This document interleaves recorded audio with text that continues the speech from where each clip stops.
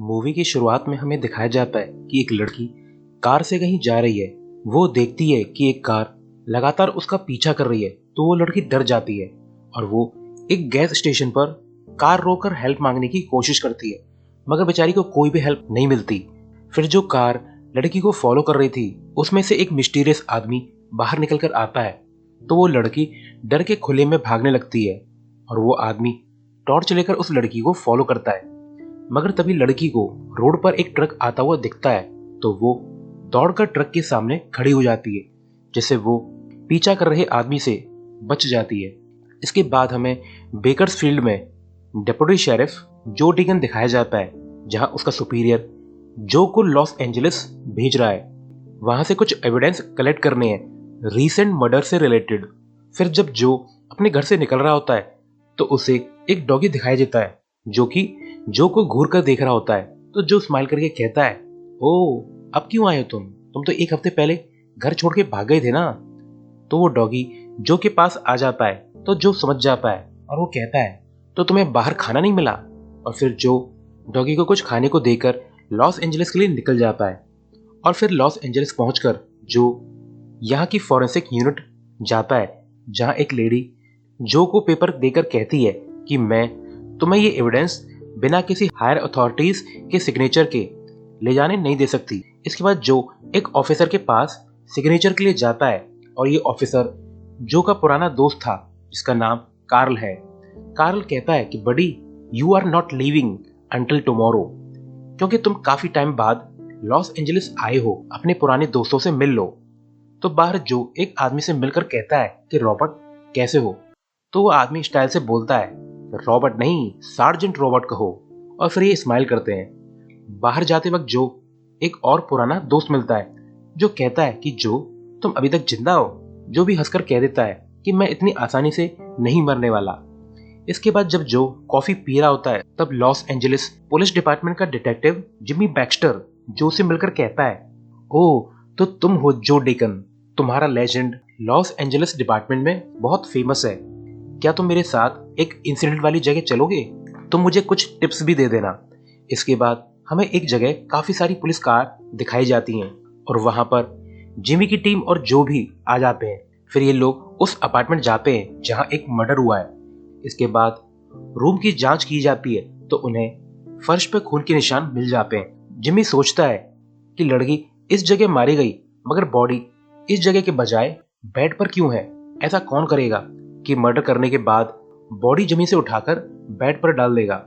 वहीं जो को ये केस कुछ सिमिलर लगने लगता है, तो वो सामने वाली बिल्डिंग पर जाकर चेक करता है। और जब जो सामने वाली बिल्डिंग से चेयर पर बैठकर देखता है तो इस रूम से मरी हुई लड़की का रूम साफ साफ नजर आ रहा था, यानी कोई यहाँ से लड़की पर नजर बनाए हुए था। और जो को याद आ जाता है कि वो ऐसे मर्डर केस पर पहले भी काम कर चुका है, मगर उसका केस कभी भी सॉल्व नहीं हुआ था। इसके बाद हमें मॉर्निंग में एक लड़की जॉगिंग करती हुई दिखाई जाती है जिसे एक कार फॉलो कर रही थी। और फिर नेक्स्ट सीन में पुलिस स्टेशन में जिमी जो को इन्फॉर्म करता है कि आज सुबह एक और लड़की गायब हो गई, क्यों ना तुम यहाँ पर रुक जाओ और मेरा केस सॉल्व करवाने में हेल्प करो। इसके बाद जो फॉरेंसिक डिपार्टमेंट जाकर एक ब्यूटीफुल लेडी से मिलता है। एटलीस्ट जो की नजर में तो वो ब्यूटीफुल थी। ये लेडी जो की पुरानी फ्रेंड है और ये लास्ट मर्डर्ड गर्ल की ऑटोप्सी करने वाली थी। लेडी जो को सब कुछ बता देती है, जो भी उसे पता चला बॉडी को इंस्पेक्ट करके। जो लेडी से थोड़ी सी हेल्प मांगता है तो वो लेडी कहती है कि जो तुम जानते हो ये केस बिल्कुल वैसा ही है जिसे तुमने सॉल्व करने की काफी कोशिश की, मगर तुम सॉल्व नहीं कर पाए और उस केस ने तुम्हारी लाइफ बर्बाद कर दी। क्या तुम इसे अनसॉल्व केस समझकर भूल नहीं सकते? मगर जो सिर्फ प्लीज बोलता है। जो डेड बॉडी के पास बैठकर बात करने लगता है कि लेडी तुमने गलत आदमी पर भरोसा किया, तुम खूनी को जानती थी इसलिए तुमने उसे घर में अंदर आने दिया। नेक्स्ट सीन में फॉरेंसिक वाली वो लेडी जो को मर्डर्ड लड़की के अपार्टमेंट की कीज भी दे देती है और जो इस अपार्टमेंट में फिर से चेकिंग करने आता है तो ब्लड स्टेन्स को देखकर जो को पुराना केस याद आने लगता है जिसे वो कभी भी भुला नहीं पाया। और जब जो बेड पर लेटा हुआ था तो वो हेलुसिनेट करने लगता है कि पुरानी मर्डर्ड विक्टिम्स उसके पास खड़ी हैं। नेक्स्ट डे जिमी का बॉस उसे अपने पास ऑफिस बुलाकर पूछता है कि तुमने जो से केस सॉल्व करने में हेल्प मांगी थी क्या? तो जिमी बोलता है हाँ, मगर आप क्यों पूछ रहे हैं? तो ऑफिसर बोलता है कि जो पहले लॉस एंजलिस में शेरिफ था और वो कुछ लड़कियों के मर्डर केस पर काम कर रहा था, और केस में जो इतना घुस गया कि जो ने अपनी शादी खराब कर ली, उसका डाइवोर्स हो गया, और इसी केस के चक्कर में जो को हार्ट अटैक भी आया था। तो फिर हम लोगों ने जो को फोर्स करके दूर ट्रांसफर करा दिया, मगर अब तुमने जो को सिमिलर केस में लगा दिया। मेरी मानो, जो से दूर रहो और उसे वापस बेकर्सफील्ड भेज दो। इसके बाद हमें दिखाया जाता है कि जो ने वेकेशन ले लिया है और वो इस मर्डर केस को सॉल्व करना चाहता है। तो जो एक इलेक्ट्रिक रिपेयर शॉप जाकर वहां के बॉस से मिलता है और लास्ट वीक के रिपेयर ऑर्डर्स और एम्प्लॉय की लिस्ट मांगता है। असल में जब जो मर्डर्ड लड़की के अपार्टमेंट गया था, तब उसे वहां का फ्रिज खराब मिला था और लैंडलॉर्ड के हिसाब से रिपेयरमैन इसी रिपेयर शॉप से आने वाला था। शॉप का बॉस जो को लिस्ट दे देता है, तो जो को एक कैंसिलेशन ऑर्डर पर शक होता है और एक रिपेयरमैन पे भी। जब जो यहाँ से जा रहा होता है, तो ये रिपेयरमैन जो को पीछे से काफी देर तक देखता है। वहीं जिमी रोंडा रैथबर्न नाम की एक लड़की के घर जाता है और उसके पेरेंट्स से मिलता है। असल में रेथबर्न वही लड़की थी जो सुबह सुबह जॉगिंग करते हुए गायब हो गई। रोंडा के पेरेंट्स बताते हैं कि रोंडा जॉगिंग करते समय हमेशा बालों में रेड बरेट पहनती थी, यानी रेड क्लिप्स। जिमी फिर इस केस को सॉल्व करने का डिसीजन लेता है। नेक्स्ट डे जिमी और पुलिस वालों को एक और डेड बॉडी मिलती है। जिमी लेडी का फेस रोंडा के फोटो से मैच करके देखता है, मगर ये लेडी कोई और थी। और इसी वक्त जो भी यहाँ पर आ जाता है। जिमी बताता है कि ये लेडी भी पिछली लड़की की तरह मारी गई। इस लड़की को चाकू से कई बार स्टैब किया गया है और फिर इसे पानी में फेंक दिया गया। नेक्स्ट मॉर्निंग जिमी जो को अपने घर ब्रेकफास्ट करवाता है। जिमी की बेटियों को देखकर जो काफी खुश होता है और फिर जिमी की बेटी जो को एक क्यूट सी किसी भी देती है। जो स्माइल करके कहता है कि ये लिटिल एंजल्स सारे खाव भर देती हैं। शाम को एक बार में जिमी बियर पीते हुए बताता है कि कल हमें जो भी बॉडी मिली है उसे मिलाकर 6 मर्डर केस हो चुके हैं अब तक, जिसमें से जूलिया नाम की लड़की की डेड बॉडी घर से मिली। 3 डेड बॉडीज नॉर्थ काउंटी में मिली और वो लड़कियां हमारी काउंटी की थीं, और 2 डेड बॉडीज यहाँ मिली और वो लड़कियां नॉर्थ काउंटी से थीं। सभी में कॉमन बात ये थी कि सभी को बांधकर चाकू से मारा गया और इन्हें अलग अलग जगह पर डंप किया गया। और एक खास बात, ये 6 मर्डर विक्टिम्स सभी प्रोस्टिट्यूट थीं।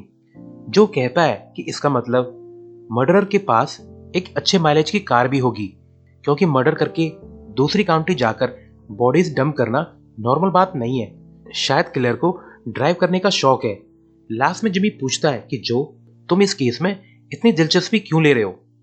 तो जो जिमी को एक जगह ले जाता है और एक रॉक दिखाकर कहता है कि 5 साल पहले मुझे और कैप्टन फेरिस को यहाँ 3 लड़कियों की डेड बॉडीज मिली। उन्हें यहाँ ऐसे अरेंज किया गया जैसे लड़कियां किसी टी पार्टी में आई हों। मैंने उस केस को सॉल्व करने में जी जान लगा दी, मगर केस कभी भी सॉल्व नहीं हुआ। इसके बाद जो एल्बर्ट के घर जाकर उसी कार के मीटर को चेक करता है, क्योंकि जो के हिसाब से मर्डरर कार को ज्यादा ही चलाता है और इस कार का ट्रेवल्ड डिस्टेंस काफी ज्यादा था। एल्बर्ट वही आदमी है जिस पर जो को शक हुआ था रिपेयर शॉप में। इसके बाद एल्बर्ट एक डिब्बे में अपने कचरे की पन्नी डाल देता है और जो चुपके से इस पन्नी को अपने अपार्टमेंट ले आता है और चेक करता है, जिसमें उसे पिज्जा बॉक्स में बचा हुआ पिज्जा मिलता है। इसके बाद जो फोरेंसिक वाली लेडी से बाइट मार्क्स को चेक करवाता है और कोइंसिडेंटली पिज्जा पर बाइट मार्क्स लास्ट मर्डर्ड लड़की के माउथ से मैच करता है, यानी मर्डर्ड लड़की ने शायद इस पिज्जा को खाया होगा। तो अब जो दूर से एल्बर्ट पर नजर रखना चालू कर देता है और फिर पूरे दिन एल्बर्ट को फॉलो करता है, जिसमें शुरुआत में एल्बर्ट एक क्लब जाता है और फिर एक जगह जाकर कुछ हैवी फूड लेकर एक हुकर के साथ निकल जाता है। तभी जो को याद आता है कि सभी मर्डर्ड लड़कियां प्रोस्टिट्यूट थीं, यानी शायद एल्बर्ट खाना खरीदने के बाद हुकर को ले जाता है और फिर उन्हें मार देता है।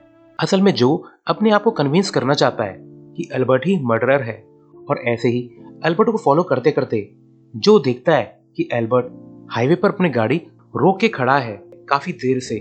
फिर जो जिमी से पता लगवाता है कि इस जगह पर ऐसा क्या खास हुआ था। तो जिमी बताता है कि सेकंड लड़की जो मारी गई थी उसकी डेड बॉडी वही मिली जहां तुम फिलहाल मौजूद हो।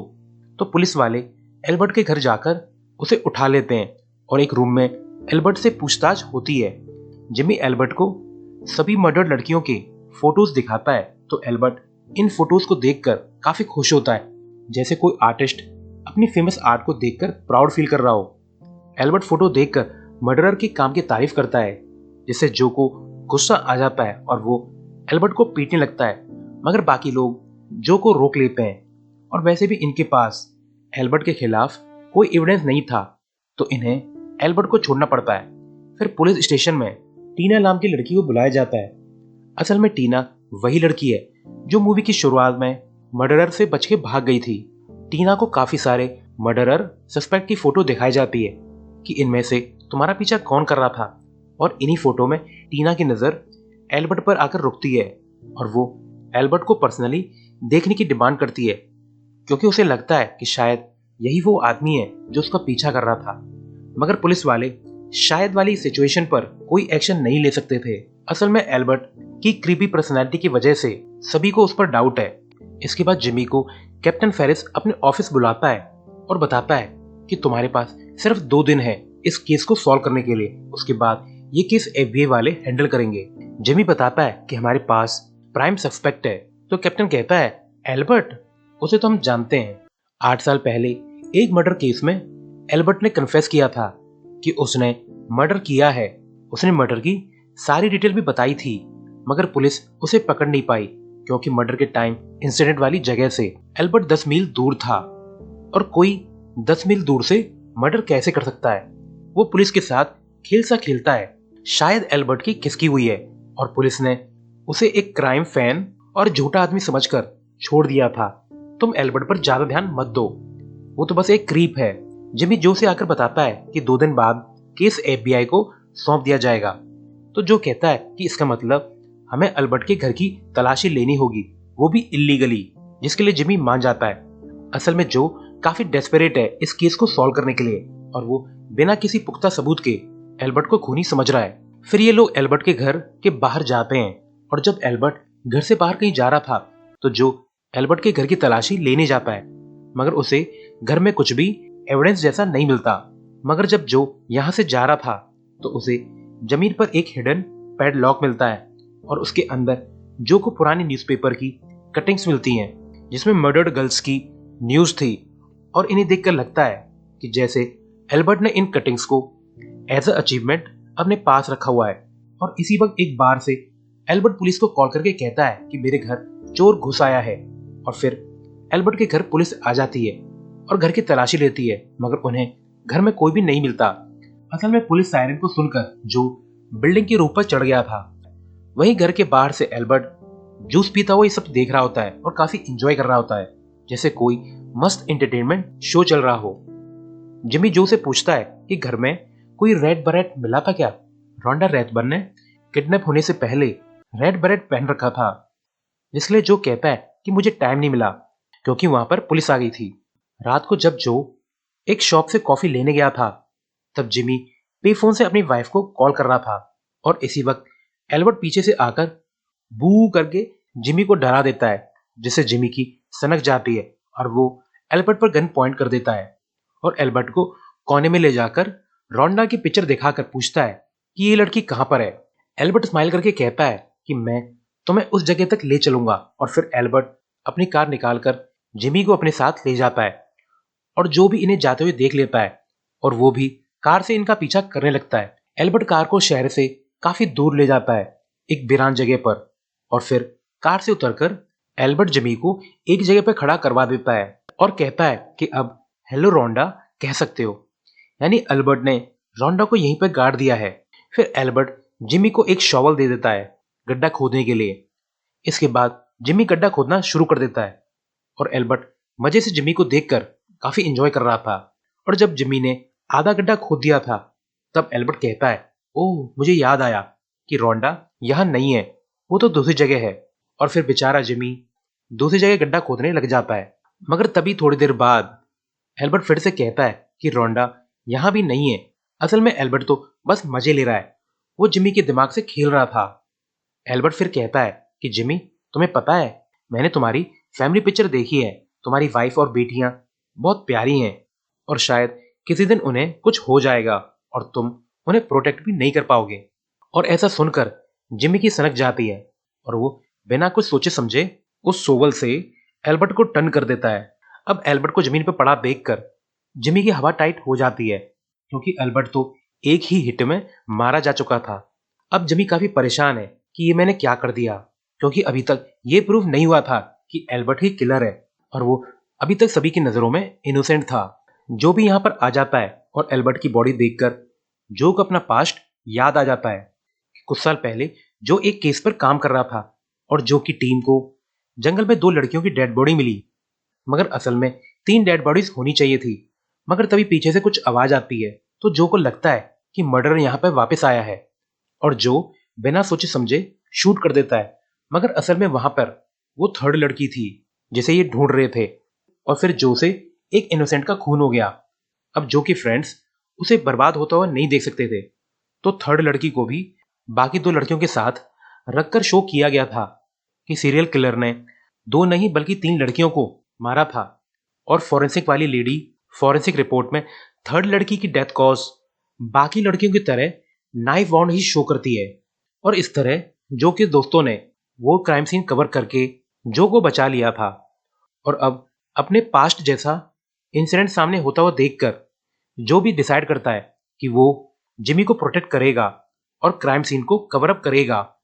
जो जिमी से कहता है कि तुम अल्बर्ट से इंटेरोगेशन के बाद दोबारा मिले ही नहीं और तुमने कभी उसे फॉलो भी नहीं किया, भूल जाओ यहां जो भी कुछ हुआ। और ऐसा कहकर जो एल्बर्ट की कार को ले जाकर कुछ लड़कों को बेच देता है और फिर वो अल्बर्ट के घर जाकर उसका सारा सामान पन्नियों में पैक करके अपने साथ ले आता है। और फिर ये लोग जिमी के खोदे हुए गड्ढे में अल्बर्ट को दफना देते हैं। इसके बाद जिमी अपने घर लौट आता है और अल्बर्ट के केस को भूलने की कोशिश करता है। इसके बाद फिर हम देखते हैं कि जिमी के घर एक पार्सल आया है जो कि जो की तरफ से है, और इस पैकेट में जो को एक रेड बरेट मिलता है और इसमें एक नोट भी था कि ये बरेट मुझे एल्बर्ट के घर से मिला है। इस बरेट को देखकर जिमी के दिल को संतुष्टि मिल जाती है कि मैंने गलत आदमी को नहीं मारा, एल्बर्ट ही किलर था, एटलीस्ट रोंडा का तो किलर था। इसके बाद हमें फिर जो दिखाया जाता है जो कि बेकर्सफील्ड पहुंच चुका है और वो एक ड्रम में एल्बर्ट के सारे सामान को जला रहा है और लास्ट में एक ब्रेड के कवर को भी आग में फेंक देता है। यानी वो रेड बरेट जो को एल्बर्ट के घर से नहीं मिला था, बल्कि जो ने उसे खरीद कर जिमी को भेजा था, ताकि जिमी गिल्टी फील न करे और अपनी लाइफ बर्बाद न करे जैसे उसकी हुई है। तो गाइस, असल में रियल किलर कौन था ये मूवी के डायरेक्टर ने दिखाया ही नहीं, और 2 रियल मर्डर तो जो और जिमी ने किए थे और इन्होंने 2 लोगों को मारकर क्राइम कवर अप किया था। और इसी सीन के साथ ये मूवी एंड हो जाती है। Thanks for watching.